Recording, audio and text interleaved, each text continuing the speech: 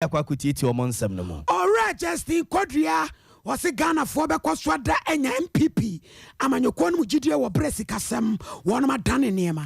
I was your one year for Fropin, Yakasi and Yannisakasia, baby, I will be an Numre Yaba, not your day about Sumo. Mamoka, who are Facebook and YouTube, Yamamo Aquaba. The Yanis all best subscribe here, say YouTube, now for Facebook, no like, and I will say, now do I change General Susia Biabia Odom, Yagusa Yabeka Cinema Monua, Yabu Jama a day amount. Yeah, some parent. 93.1 FM on Facebook, Sompa 93.1 FM on Facebook, and a YouTube no, I have Sompa TV Ghana, Sompa TV Ghana, Wajentre, and on social the total one my Guswa, Yabeka Sianima Monwa, Yabu Jama a day Amama Busia, Yana Yasuma Yumrei, Nana Yabo Malibia Boga, many Abba.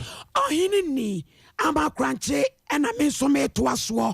Now your friends here, and I'm a sabbath for Quasitana, and in another quine, some Miss Sarah Joasafo, and in a Bequaque, Mamma to Quaquatra America, Chino, Wama, and me at the some de Aquato, Privileges Committee, when him, so on your Mushichemun, one to report to Edia Pa, the air quite understand Papa Bambabing, Baba Betcher say, Domiquabena, Yaquatuaba. And I am Kotubi. Papa Bambabi Jane Cratano was in your way, Nadia America too, as well Yabutre, Noran Cratenum, Tibra Moquami Giamuno, one more qua, no more pa. Wo you be siama wansasi ne wodo awi abrewan kuruma na nani pabi kasa say report no kra no nyamfo say chairman sabonsu opesi osi kwan enso na cheso ye nyeye en wo cheche mu say e kwan a report no mpesi e bonide say motion no ye ne say nyeye nanso onumonyamfo mama yarga wonu na gina mu bako central samra che bedwani sa asam no enye nkwada asam enu tie so mu popo ho eti say Mosinwa, Nanso Nina Muno, Yara Quine, Samami Adwa Sarah, Safui, Nabaton Pesia, Yabakwa Kotuaba, and I say Uncle Tuaba, Watimia Transe, Wapra one com la Shebe de Fiasatana, Nefodu Numachem, Nawamushi Muno, Sao Transina Nefodu Numchamua, Esia Tuaba, near Wachayem, Copim Sobaquam Mijiamu, Abba, on Monyan for Aban, Babin. Honorable members, I have consulted the old lady. The old lady has given me an advice, and I think that advice is correct because the issue raised by the majority leader is both of substantive and procedural law, and I need time to submit to this House a reasoned, written ruling. I cannot, in the haste of today, give you the ruling. In the circumstances, I will urge this House for us to call it a day.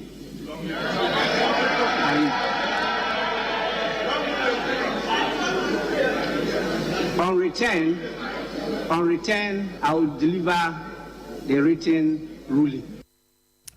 On Manyan for Aban, Babe, one on Emra Sebede Fiemu, Chiame. I was for Gusua, the Mujam Rasoja, few more than I said, Yaman and Sunday, and a moment to ascend there. Yamra Soja for no Yakoto Santa, one to Godogola, German Pra, Acosia Miguel, to obey you, wouldn't say, or Moncotra Rasoja, Fiaman Samara, Emma Amagana, coming from Magana, Minuminu Ghana, and Fanny Ya, Pessin and I dig it on Papa and Frano, and Anisha Muane Chatua, or more Aquaco Bob Moho, Nomade Ababejo Mahome, Nanan commanded Dos, Mubako, Equa says, so my gun, you cocoa noir, ye do near Tiania. For Tim Painting Quania Heso, Ewa Honum. As a politics, Yabum, Emene, see a bike car, what they could cook for Yansam Ketua, and I'm some a whole some cotton respect moi. Now, Quackers are banning Yesica, a fear Eddie enemy, Eddie a fee crano, or more Eddie to cocoa near their dear. Ya no more de bear $1.3 billion.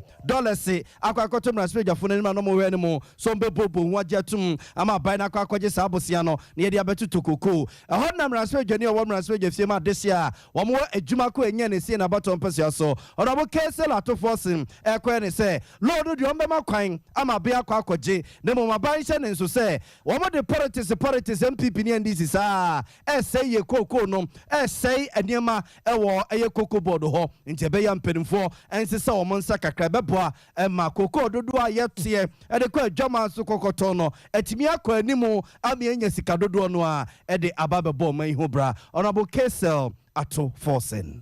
It as part of government debt. The Speaker, Cocoa Board requires a bailout. Cocoa Board need Ghana to build them because virtually their balance sheet is bad. Virtually their balance sheet is bad. Cocoa sustainability is something that should be of concern to me and you, without partisanship. Because the Speaker, cocoa is one thing that has held this country for years. If cocoa collapses, I don't know where this country will get to. So issues of cocoa must be of importance to all of us. All of us. And that is why I'm urging the government that please don't collapse the cocoa sector. Don't collapse the cocoa sector because currently the cocoa sector is sick. So Speaker, it will again surprise you that even though last year Cocoa Board reported that they have produced up to 1 million metric tons of cocoa. This year, Cocoa Board informed us at the meeting that, Mr. Speaker, they are going to buy cocoa up to 683,000 metric tons. So from 1 million metric tons to 683,000 metric tons. Abusia we amraso jani awamraso je fiema de so mu adwuma ko enye ne si na baton peso so no bo case lato for se pempi no ano edom kuma na tena ye no e ba sikasam e ho pempran wade a wono a ene ya na woginam de kasa de ma wo mu a wo che se ye koko na eyare ye friti koko ekoto no adwama so nye ne nanso afibia ye ba bepebosia e de akwakoto ye na sika ne fa hini empanimfo nya politics sem no a omudi rewura koko ni mu no ye nti ye ne nye ne ye na se koko wu ne oh my god ya ba sesa no na no si ya ena ne nuamra so adwani ba ko no so so wan pipifo wono makachi wono mo yampi e de ma de so mo Kaikwe Central abaton pesia so Honorable Patrick Yabo amaso so e de na no etu mu bie se enei Cocoa Board mpanimfo so no wo mo enti wo mani hwe ene cocoa spray ene ho mpempran wade no omo mo mani ni akire ye ene beboa ama cocoa ye timate ne dodo mu that they were able to transparently present their outlook to the committee was heartwarming. Secondly, they proposed for the 2022-23 season on paragraph 6.5 a conservative forecast of 850,000 metric tons in the 2022-23 crop season. Mr. Speaker, the utilization of the previous syndicated facility was openly discussed by the committee and was wholeheartedly adopted by the committee. Mr. Speaker, recall that sometime in 2019 they took a facility of about $600 million from the African Development Bank. They reported to us that they've cancelled $250 million through a notice of cancellation sent by Cocoa Board to the creditors on the 4th of May 2022 because of uncertainties with the crop forecast, unfavorable price, and the need for Cocoa Board to focus on the rehabilitation of other cocoa farms. Mr. Speaker, we met the committee and they rightly disclosed what they were doing to rehabilitate some of the degraded cocoa farms. And it's heartwarming that there's a plan for Cocoa Board to scale up the production of cocoa by rehabilitating some of the farms. Mraso Jenny or Mraso Jefima, this or more Kaikwe Central about Honorable Patrick Yabo Money attending Canina, Nebosia, Mraso Jafone Ejitu Mua, Abain Edekako to Kuku or Mayimo. Ya twaso na huntanu. Ya omra sebe Jefiamu yodikro. Wadi ababa tu jasa mra sebe Jafo be seduasa. Bin sonu wo wa. Eso ko piem panifo anim. San so mo so atena fie. Na fo mako. Bese dunu no ebi dia pa honkra na wo kire mu a dodo no a wodom kase no afem ebi ti so no manyamfo kwakwaje mamanu doma central on manyamfo kwaje opon kroma ofase ayerebi maami osro usu akufu ablekuma west na wo pedrom ketu anu so a papa kesra to forcing wo trase na fama akoma du nwotwe wo pra na mrache bedwafie asetena no ewo ho enti mpanifo se safo nyina ensu kopie empani no anim na wode kuroi pani pa wono no wadano eye mami kina likimani wo ahomane so. Hello madam. Hello. Wala, good evening. Good evening. Yada se pass when I want adachi. Oh, I'm a that's then Yo, hello. Hello. Yo, Auntie Lukuman, me pacho, you know, baby, ye kakra my From my baby, Mamma, no. Okay, Medina, line no break. Is this how, yeah? Sis Yara do ye. Okay, and Medina. Yo, Auntie Pacho, say, who say, any penny be wa, so I'm also called Privileges Committee, me pacho no crebi. Young constitution. Also, they say, Uncle Parliament, ne and J permission, or the Ambo painful amends, the name bar. Now, 15 days, no more than 15. Now, I violating your constitution. In your panel, what does Basana, Speaker of my work Privileges Committee? No. Inti yafa a parliament ankasa ho votes and proceedings na ya compile sabi ya hwe data no ya hwe men na MPs na o wada what ho compompen fu enyim no we 33 Safo ni nyina so wo manyane mama wo mate ase se modi wo be company for nanim.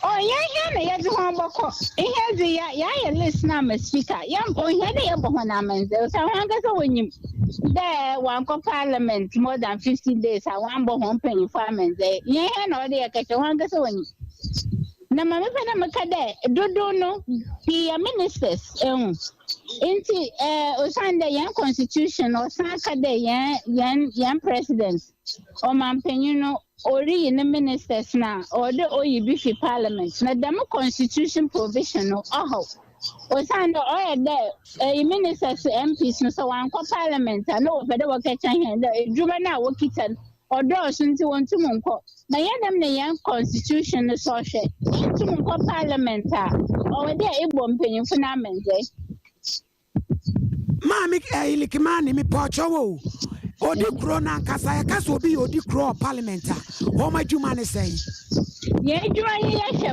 ye fam ye djuma ye hwe parliament no edjuma do ye pede ye hwe hawa yan paying for our parliament. What can you some mehen?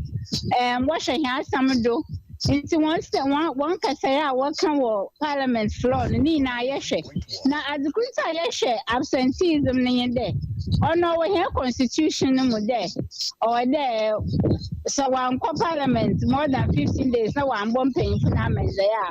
Or there, what should na sanyimpa no na sama obakan onye da o de we ni fi ho nti ye adwuma ye ani ye hwe parliament obi beka say asa adwo asafo mu die na di kan ba ya na afa na mo so makofa we aba adre na afa mom na mo so mu de numbers bebre ya pia bonten enyo mom odi ko start na adwuma che ye start by 2015 ya ye absenteeism report mom in the first time speaker or your parliamentary speaker first time speaker wa kade the ma absenteeism asemi wo ma yenhwe inti na ye wo di close ye nyi mazukunta this particular speaker or na agenda obohwe absenteeism do but here see a feel that's why na agenda obohwe absenteeism da no ne ye bobo na ye zi do numbers na ye zaman ye adwuma ye kwa ye nyen na anyen ye he na ye kade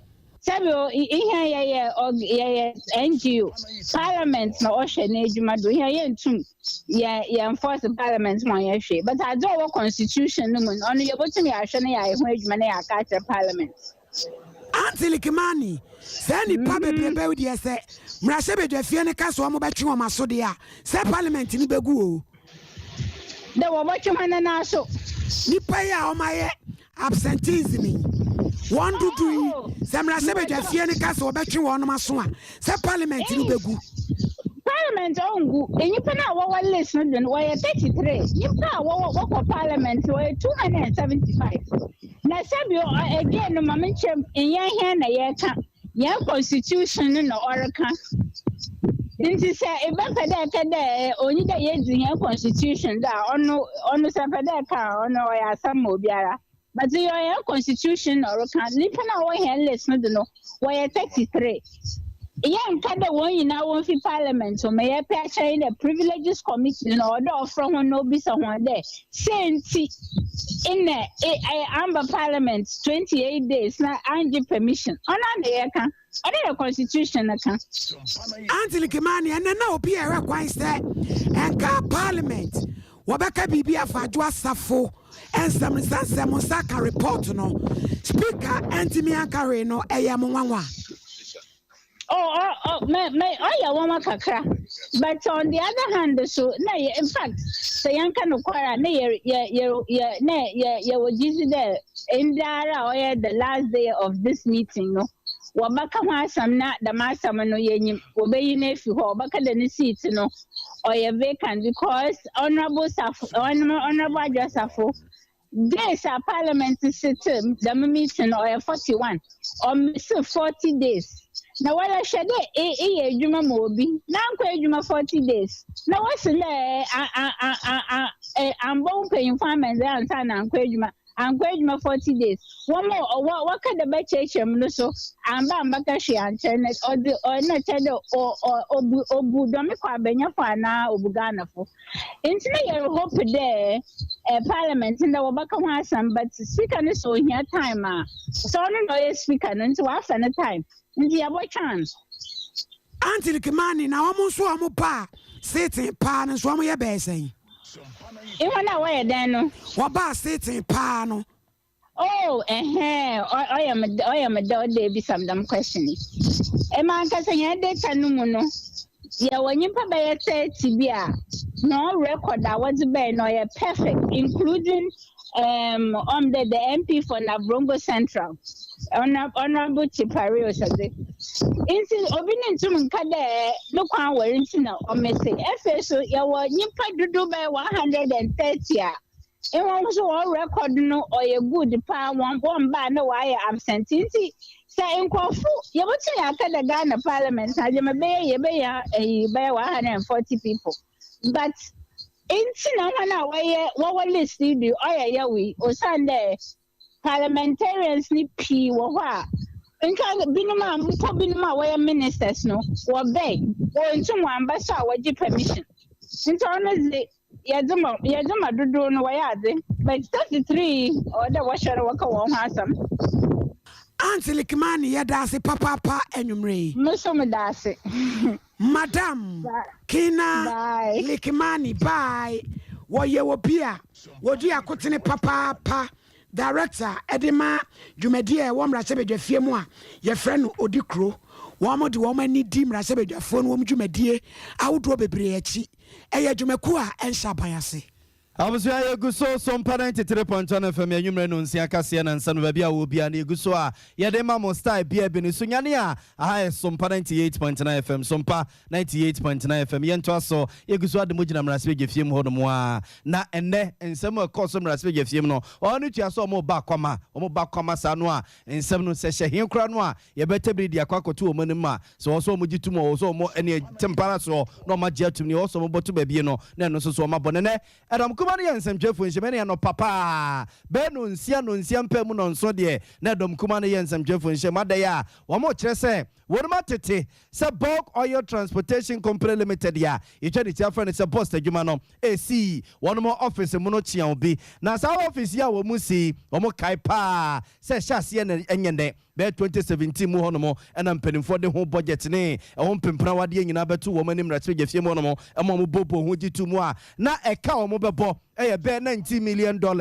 and a jamra soldier for Nigitum. Quansini, I feel crama, no more titian sign, Sabos to Croya, and down corner or Musia no, says the Nibona Peja, a man in number $39 million. No more just away. Now, baby, I didn't answer so more. Amiano, are they a question be free Israel, and a dear Babesie, and a be Israel for Russia for ne, Ukraine for Toko Canana. And I'm some Rasvigania, or Rasvigima, this or more yape, Kusugua baton pesua super pay, a banner one in their own and some so and Pempinuano, 1 annual Casa, a day Emma and this Amanukuno, or Rasvigim, one more on this for Chesse, or Mon Peneto, and Penenoa, and Penenana Sempia, and an itchneya, Sabos to Fabro Sano Musianoa, yes, your friend say, Twin Tower Office Complex, no, or some Penny 40 Abijaku, no more coffee fimu, Nase.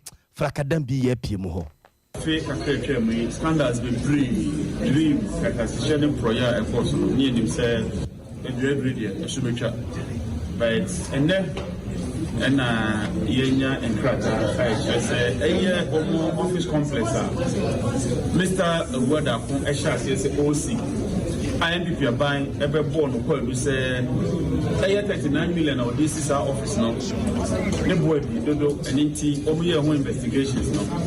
Investigations to go reach the VHS control. Now any no case and then minimum say that contractor almost say 39 and also don't know. And then yes contractor HSA a bulk oil storage for no almost for consequence that increases our contract and then minimum say $78 million. So a year, sir, and 9 million now. You come to say, PPA, almost approval for 24 million. PPA for Eddie approval and buying almost for 39 million.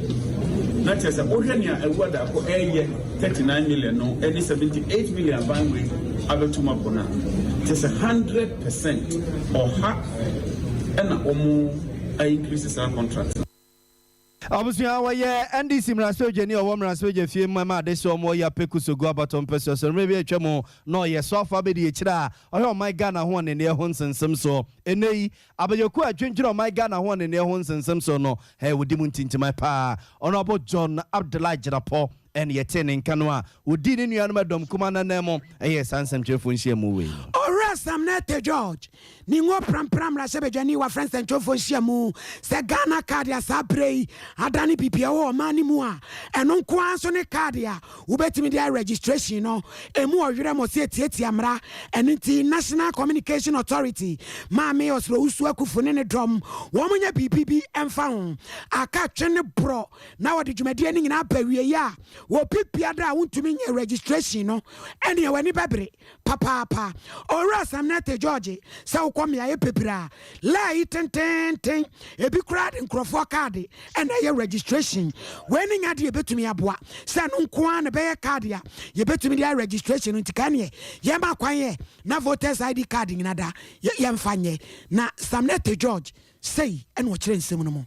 The deadline for SIM card registrations in the country by the Minister for Communications and Digitalization. Let me state emphatically and without any iota of doubt that as a caucus, the minority caucus, we are not against any policy initiative that seeks to provide a clean, credible, reliable database of persons who hold SIM cards in our country and use SIM for transacting private or public business. However, we are against any attempt to illegally carry out what should be a legal mandate. We have maintained that the Parliament of Ghana has passed only one legislation for the registration of SIM cards. That legislation is LI 2006, which is known as the Subscriber Identity Model Registration Regulations. It remains a wonder and worry why the Minister will want to abandon LI 2006, which is specific to SIM registration, and rely on another legislative instrument, LI 2111. We have grouped 5 of these challenges that the NIA faces. The first is persons whose cards have been missing and have gone to the NIA for replacement and are unable to get replacement cards. The second group is persons who registered since 2018 and whose cards have been printed but are in different locations. The third group of persons are persons who registered but have errors on their cards. These errors are either a wrong picture or a misspelled name, and the NIA is unable to correct those cards. The fourth group of persons are persons who have married or have had change of names, and those do not with their Ghana cards that were issued and want new Ghana cards issued. And the last group of persons are persons attempting to deal with all the issues above and have gone to re-register, but the system has flagged them as double registration. All of these individuals are unable to access Ghana cards. Some of these persons have traveled the length and breadth of our country in the past 6 months and trying to get rectification of these challenges to no avail. If one state agency has failed, Why would another state agency blame and punish the citizens of our from the hands of persons? We wish to unequivocally state as a minority caucus that we will resist using all lawful methods at our disposal any attempt to deprive our citizens and constituents the use of their SIM cards from the 1st of August because of this malicious, ill-intended, capricious, obnoxious, atrocious, and whimsical directive of the Minister of Communications and Digitalization. We as a caucus have engaged with the minister, but it appears that the minister is adamant in her ways. Hey, whoa, Sam Georgie, atrocious, capricious, malicious, dear pay. Brofwakasie, and Wakaguan, but in Ukraine, Kiama Quine de ID card for Frocan, Quebebois, Nanso Mache, Matrawa, Edrumiano. Yeah, and the mammy was also good for Giramobuno.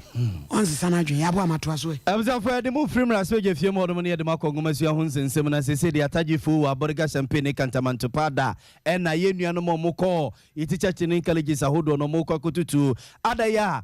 Abai atwesika ya sese de omode beko etene colleges ahudo nyina no allowances no a na nka kembe busumi nsia keka kongoche no wo ma akwakututu ni nyina afi honom ene nuane a na nka honom ehon ya kwatwe setete honom ba padiama eticha chene colleges ahudo nyina no sesika we eko na akwakututu asaka nyina na to nuane e de akwakogum se beye na ye mane ye nuane munkuma no a wo mkoko school ye kwakwatete wonum sa chechefo amoma babonte ababa cheche ye mane nkuma ya die yetima titi wonum ye na mraso adwane o mraso agefie ma desia o mabosomtwe abatom pesia so no akro no a ena saso ye so afo a o mayi ngumasia won sensem so honorable doctor say ye wadutwum ena ne som performance semche for twetwe nkoma o kirechiremum say 57,460 and a nay, we cried the millions or so, and a equa, or the Kotuniane, Aquacuchicha Sakanina. Government is committed to teacher trainees. You have the funds to go and feed them. Wherever their arrears will come. But let the world know, I want the media to know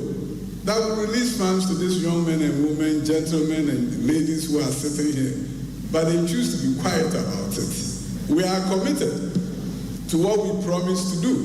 And there are times when people say that maybe it's about time we abandon this idea of allowances for trainees. I want to be very provocative this morning. If you are abandoning, what leverage do you have on that student to send him to sub-school? Say, okay, I'm not going. And yes, she's not going. There's no leverage on him. Other nations that don't go by allowance still go by a certain kind of incentive regime. So it's not walking away from allowance and thinking that yes, then we are saving money for the nation. It's not true. If you walk away from the allowance, and you think you are saving money, you are short-changing deprived communities. So I will not advise that we walk away from it. We have to make a commitment to it and make sure we give the resources for our teacher trainees. So if you say that in other countries this is not done, in the US, where you may point to that it's not done, I work in the US system. And what they do is that teachers who take loans to go to school, they commit to serve in the prior communities, their loans are forgiven. So it's still going to cost you. It's not going to be a situation where you do away the allowance and government doesn't have any responsibility. One, you are going to lose teachers in the private communities. Two, you have to create another system that will take teachers there. So, as Minister for Education, I'm fully committed to what my government has promised and will work hard to fulfill that promise. And Tibra for 10 allowance ya nenka atia kambusumi nsia keka kongoche enuania ni teacher training colleges ahodo no binko no no sa 57.46 million Ghana cedis no womo edeko na kwa kuchechi asa ne mani nyina chechi allowance atuto nuania momadi onabolo say ya wadutwum so afọ ohwe ngumasua ho nsensem so yeah pod ye rema o trechre fire to abama no eni pipi amanyokom no onimonyam for Justin ahon fedua kodua frempon ena woka sei na sem nyina dane se Ghana fo asia bamu abu enam sikasem hawo a abeto eni pipi no my Ghana ni nyina nti nanso aban ne yedu obetumi pa ni titru kra ne se ye de ho akodom IMF no register kodua se ogidie pa so mbesa kira ne emam ama wodo eni arehemu a Ghana fo wo one pipi mu no asan aba efira pema ankra de akrum yenu 1992 yetu etu otokyere yema Ghana fo yede toto amemu eye adwuma no eni pipi amanyoko wedi mfinhia aduasan ne party headquarters wo poja e wono wura JFK okasai 2017, before we got another chance to govern. Again, like the Kufuor administration in 2001, we inherited very difficult economic conditions and showed our true mettle by not only overcoming the problems we met, but taking on the most ambitious program of the economic and social interventions. Mr. Chairman, before the onset of the COVID-19 pandemic, our great country was on the path of economic transformation. Growth rate had increased from 3.7 in 2016, the lowest since 1992, average 7% from 2017 to 2019. The rate of inflation also declined by 33% over the same period to 7.9%. Interest rate climbed from 26% in 2015 to 16% in 2019. The amount of total revenue used in servicing our debts also dropped from 73% in 2018 to 58.9% by December 2019. Mr. Chairman, in the midst of all the government still funded its ambitious program, such as the free senior high school initiative, one district, one factory, undertook an unprecedented building of roads and railway infrastructure. Let it not be forgotten that the Kufuor administration was also compelled to save the deposit of the Kufuor administration was also compelled to save deposit of 4.6 million Ghanaians, at least $2.9 billion as at January 2020 during the financial sector cleanup. Mr. Chairman, this was an avoidable mess that could have been avoided if the previous administration had been more proactive in its oversight responsibilities over our financial institutions. Mr. Chairman, as a party, we know and acknowledge current situation the country finds itself in, a difficult situation. However, the MPP sees these current challenges as yet another opportunity for the party and government to do what it does best and get the country out of the difficulties it is facing currently and trust the Kufuor administration that indeed we shall recover.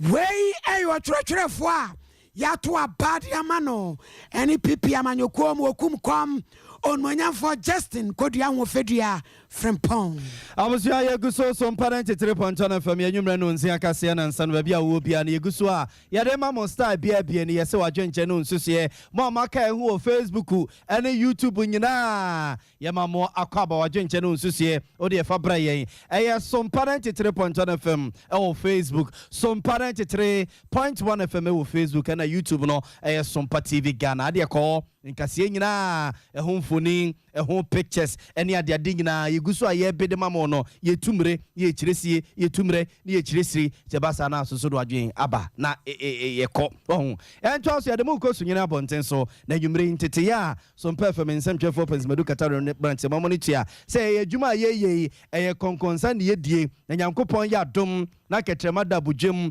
moje die mafusa na ne antete nkaboni bia na se bosome no so se ye kridemu a na mperimfo ahwe ho professional konkonsa fo no matueche yeka etiade ye lazy ebuto amiem ni ababedi konkonsa de achema nwumre ya ene ye kwakote se sunyane man hima nana asobre yi otoso bienu akunya wodie no adehibusua bi e wo sunyan asore echese wodi akunya na enye ye eti wo montiase wo mo echese amamre ne amane ye kwanso no ansa na nkoba pani ebedi akunya no amane ye no ya wadehibusua ba miensa o sunyane a na ko san campaign fo ko mo na so ekobusa ansa na sebema kwan ema na asobre yi a otoso bienu adi akunya na wadi na so sa de no ansi yomu ya ne se kwansini yade nana hima ba wono ene edi ade no mo kire se wo mo gitumu a enye ye eno nti besine eye enkunyadem ene amamre ne amane bia ewo se koso no besine maame na entime enye na nana Joseph Ejabe Dankwa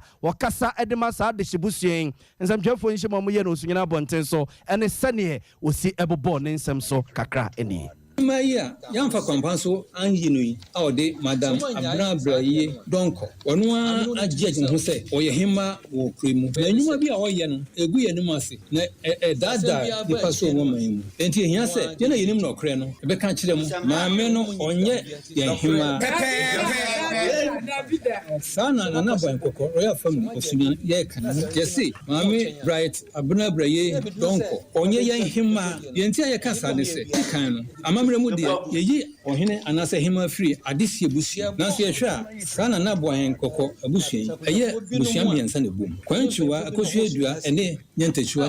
Now, Sunny Sabushami said, be anywhere, Mojinu, and Sana Tia, the Adun to Yahima, and Sina, Yahima, or Kum Pranasi, Ushionum, so in Hima Usian, one teacher's academy. Let us be also, I say, a Jum was or more, or the Jessica free, market women, a brown boy, Jubilee, Jubilee Park, far Mekobuno Festival, or call out just any man, or call the Bibiaswa, a dear defense of the man. If you also a bobo, a Himabisu, or Umasi, a year only to me be a yes, you say, Madame Abna Brayu, Donko, or yet in my traditional age. You can say, or yes, or your Abusianti we sunya bonten so ne koye no nanan matena nkonya adehibusua ye from say eye boahe kokko adehibusua ewo sunyina bonten so pani nana Joseph Ejabe Dankwa ene kasadema wo mu ne omo ye nsemtwefo nhye so ba pani no wontimi ntonkoso enye ba pani emfama sunyane traditional council no etinani kire ya we kura de so matebiri asem no de akwakodan court a enche bia court betena asem no so na ne ya pututu you akoso ebusia ene ye di simfensi ne tutu akwakotwiri tutukotwiri chei eba ne ya sa boso biewo Sompa nyumre no sia kase pona de hye ye de ato amentimfin adodo no ada etie bie mampania be de che Dr. Laji Mamadou Baumia enra tunga nzongo e won kranda nsoma bronsen to asomienu wasi suku dan de ama de hye no se wo monye mfanya adwuma wonam Zongo Development Fund no so en wo de ayesa de fefei wasi epeboa na nyina de dia dan sese na de dan kwakufado Ghana mampanyini wonya nyigimu eba ne se nwomesua obia penyane chefa enu nti no se wodi sa adwumadie no ede aba mampani abedi akire gina se na wotwa womamu enu wose efi se o my Ghana otiana nkanro everything simpie so pam kwasko kwa tenten so nkoni kulom je fa wodi ma ye no abai bia ni wo ya waba wabo sikaboten dia ma nananom a ewo zongo so se wo monye no mu fansiese wo no ho agise ni pipi aban a na redan kwakufu adodano wose na mami osro usuo ekufo na dwuma dinti ene wo mapo adwuma kabomu edi sa eden dia ama adehye efri 2018 a wode sa afutu epa ye wose ene egumesua apomuden ensu papa ahunidie dodo no a ene ekoso zongo su babia papa Baumia epopodin. Expanding access to quality and relevant education is pivotal to the transformation we are determined to engender in Zongo community. Zongo Development Fund is the frontline agency and vehicle through which government seeks to ensure the realization of the development objectives relating to Zongo community. Indeed, ladies and gentlemen, since Ghana attained independence, we have had no budget item that has ever been consistently and deliberately allocated for the development of Zongo communities.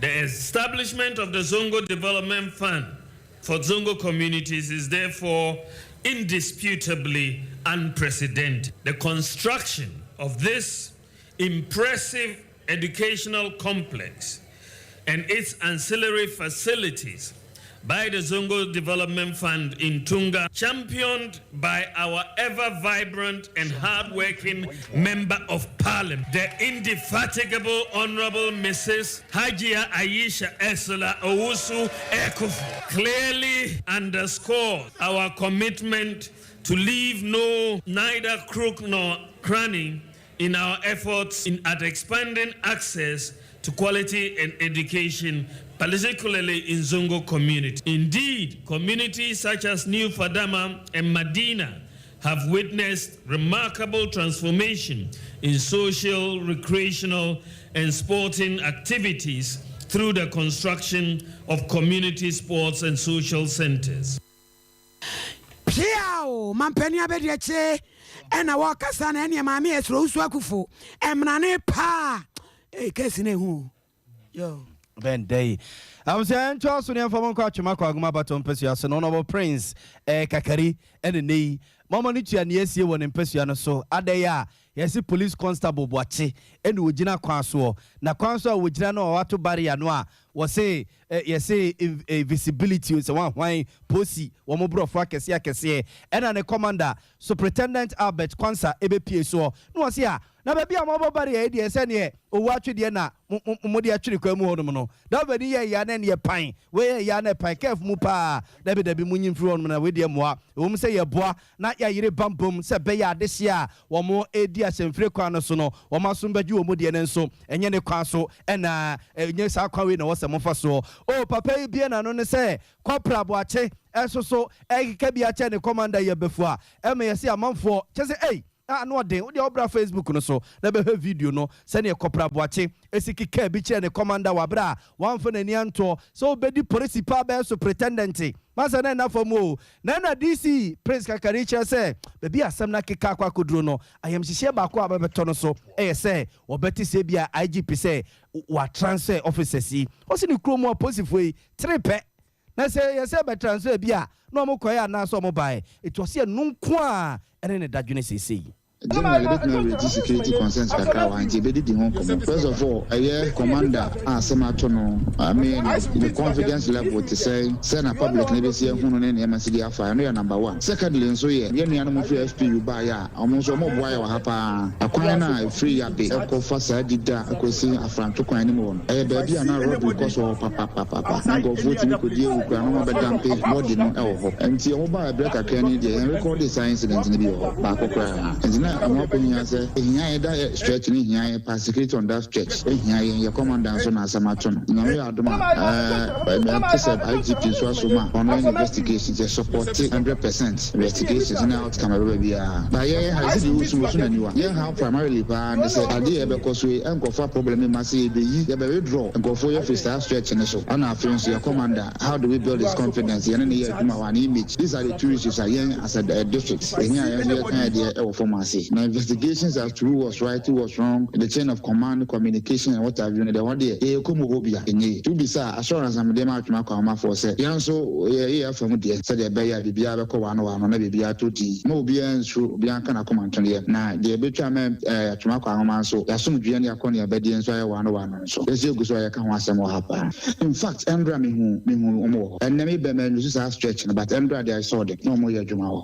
Say, I'm not been a conference in an idea. The medical can remember some concept will be. Say, Mobani, the San Assembly, and Nabia, also the Wakan, voluntary, Becana control. Yahunia Mani Biba, Sambi Akoye, one Jana, Quest, Okambia, Mobile, and Pessia Benes, and the idea stay near the Betman boy, but the old can be so hard. That's it, near the news, ADH, Shady Becons. Abusua we abanka chepeni o watchma kwa aguma baton person so no Prince Kufika Kareni etene kanina posifo mienu commander ene ne small boy ya so no small boy akeke bi dia kire no ya asemi yakodu IGP anim ena asa yam hye won ho a ene se na posifo a won pesua no so no eno so enti we aba ne say no sa IGP ko kase wo transfer wonu mu a na kakra ke wo mu ye ne deni na ye se ho asem no ya kwa mankranso magistrate court no akwasetena emase ya kase mrante kwa mienu yesi ya bua ma won bosumi aduonu na se wedu beba sesi a ya yeso makwawiawia ne ema bia ene esem card bebre kura ka ho na sem ni kire mu akasa Ebenezer usuansa Ebenezer so mame maju eburu ejo so anya do mini aba na court no sesai we de so beba sesi e medase last week near the two judge say emrante kwame ense bia omude car echo krono a woman kunya bibia nkwankuya te mobile phone a friend say mobile money we bi eye adwuma wo potikum mu etimi ko wiaye na so for maame abra o manfo no etudi o machi no kwasem o muchi o mu de umbe ma posifo and court atnati man kan so magistrate court atnati no wa kese mrante kwa mienu ye fo mu gosi na ba kwa no kan wo de adana wo muchi wo mu de otimi nya ne tididi ma kese wo tu pia fa egan wo mu otimi dwane na ta mrante kwa mi ense nyina ya de se no mu fitachima ya eno wo bunu mante ma kese wo mu ba ya wo mu ba be wi asa anyom na no kwasem wo mu wa bra aposifo nsa ka wo mu no na wo mu etimi kura MTN SIM card no ba ko aduasa e na se kan ba ko asenso so no Samsung keypad ba ko e na Tecno keypad so ba ko a wo mu so no mu de nam eno atin so no apaso a kese yedi edi awuem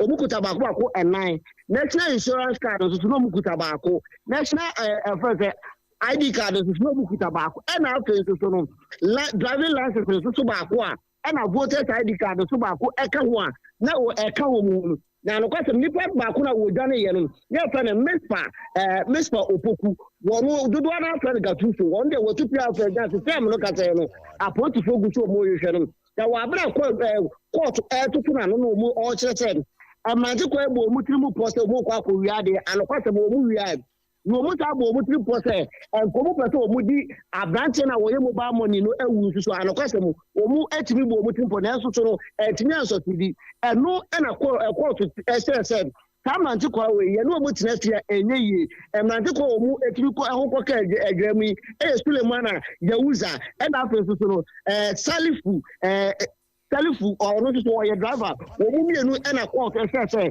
and Nantiqua meaning, the no mutina or mema and ye, and promote that about pretty, a Bosome Bakuma at noon and night, but 2 years. We move away in my dream plan from Ghana by sunset. You know, mutina chromatia, and you cry. It's a time look at the court. I show Mute, young from Omukochi Kuku, if you send me, no Mukoya, my dear from Ghana buying.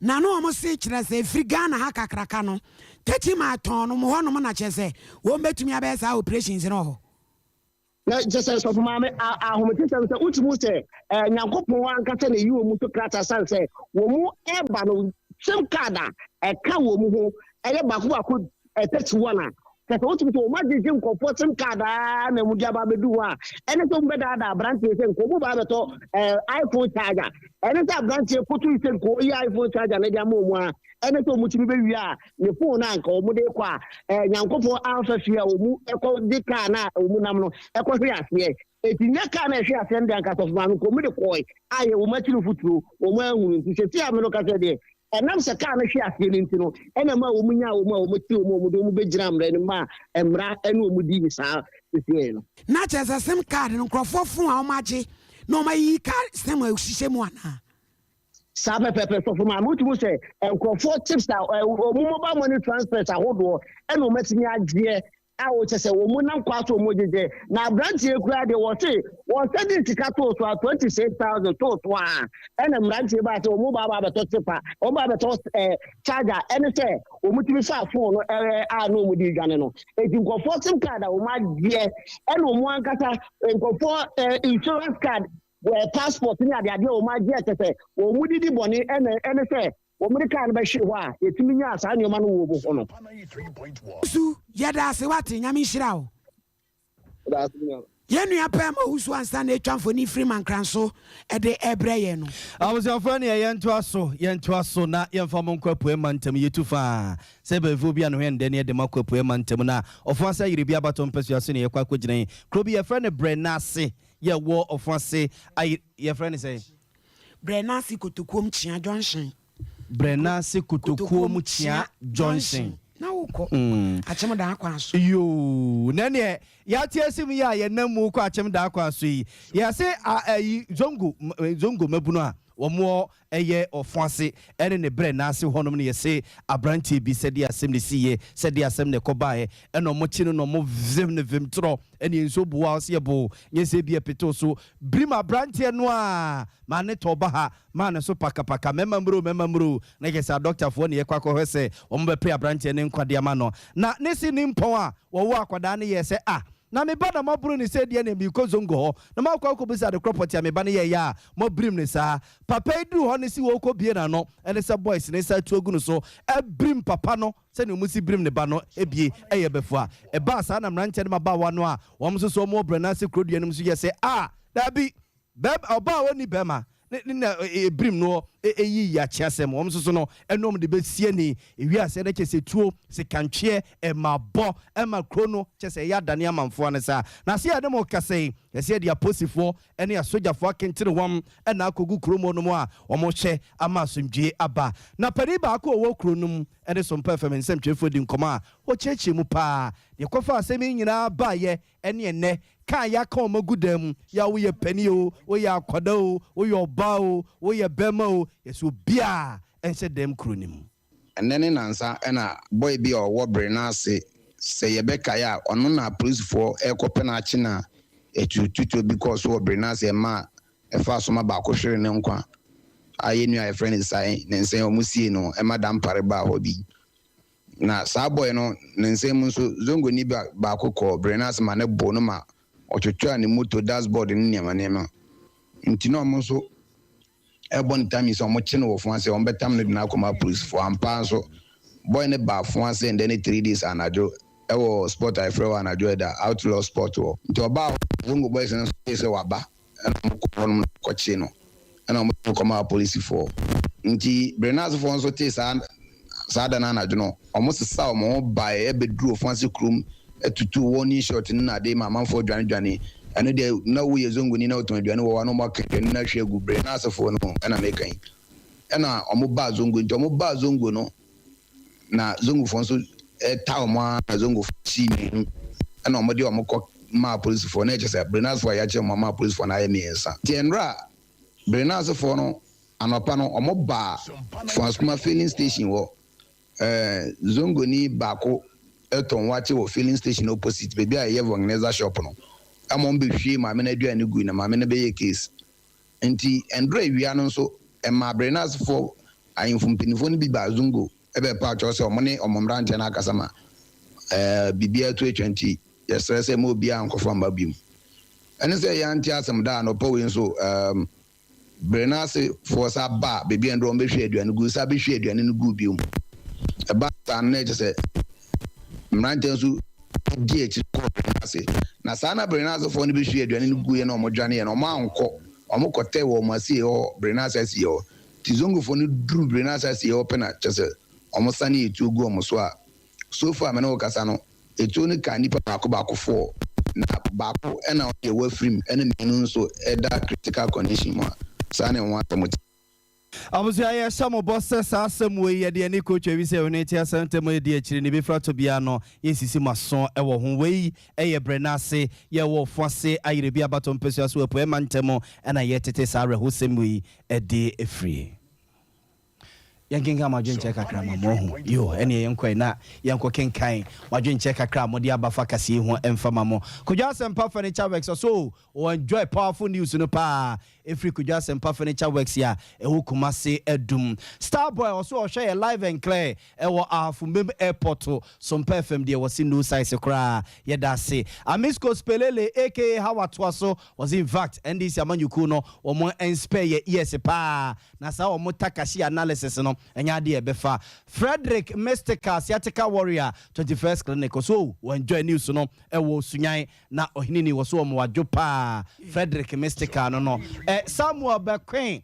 was Ghana de obeye na be de Taikujo Emmanuel was a good evening no na me share mo live ewo Bantama was the best news all the way yeda sepa Stephen Boachi was a good evening uncle na nidinde Stephen owo wasa Ekropon Western region no was said that akuto factor na just agree minister asem and the figure say ban yo we there I just saw them and as analysis we be here kranchi mi nya daje TCC mwawe ya odi abai ono so ne de no nom teacher Kujo Tepa nyina si so was NDC pretended to send yase wo mo doga na brusu bia e na chenchire a wo makọ huri agina adwo asafo achi e na aso wo mo dono was a selfish interest and NDC for no wo mo ye ne parliament sa no yanko anim teacher Kujo Tepa nyina si so di makenkane ko animu a Azemai Ventures Chronom opposite market no was say or sre communication minister ma me eslo usu okufu say SIM card registration de ya mianim ni amanfo nye you amanfo nye na wo mo extend kakra na bi omo offices no ne ade no wo ma tritrim e de akọ constituencies ne district no ebebo pa ambisco spelele de we makenkan yenko oyibo boaten so oyibo boaten di friatwuma na ebehin wo so kakra enema be yi ni yani abotre kakra ebeyi pa oyibo boaten atwuma na emehiri ena obutu Sir John ede bonsusu yo also good evening the presidency second war corruption there in fact na chese eyenim guase ede mo manyi pa ya wose yeti anihwe wose na nchi ankoma Sir James owo Akwase Edinak Academy yo mamuni ya fache mwate na tata writing wa Sir John Krono wasa de biaba ko anim nab Ablekuma Central wase aka Dr. Alhaji Mahmoud Bamia eba wase woka se inti MP adwasafo no a wokokotena TikTok wa ehono ne Ghana voting komo sense oba betra parliament no aye adwuma aprempunto di amana de sie no inti enom de na like am sa mana say hey Ghana ebeye no the blessed sun 2 p.m. Asante Mampon was yenim pa se MPP amanyuko led by Nanado Danko Akufo-Addo afeli Ghana for ahochene doso na nchi ankoma Augustus Nana Kwesi we Ashanti Regional MPP chairman wono so ne de no na abone Evans ni no boase tutu kanom munyina ye damase some de messages ne ba yemfa kase ne nsi on NC ya yensi ne nko ye DC Asante Abo Benedict no ankasa eni semu for penny oba tinti kuku averi kajandro wono so bebo adwuma pa ya wonu nyina da eka obi akoso somo Elizabeth shinani ganse na fe ene efieje wa akoso eje wa na nakwabra kase wobi pia da ifidi dem akiola ho sa da na Godfred wo ho go enso e wo hobi na wonu mebeka na school fees enso ho pike aba rock ya bebo adwuma pa gina mo dendende wonu nyina da na kabo mu ayede kase bo mu da wo sei e de brem wasomfo ye me wine ni amakrancha da of mami premier ni Asante Majimi atumi den foforo papa mesa mene na ya bo amalibi aboga. This is Sompa 93.1 FM.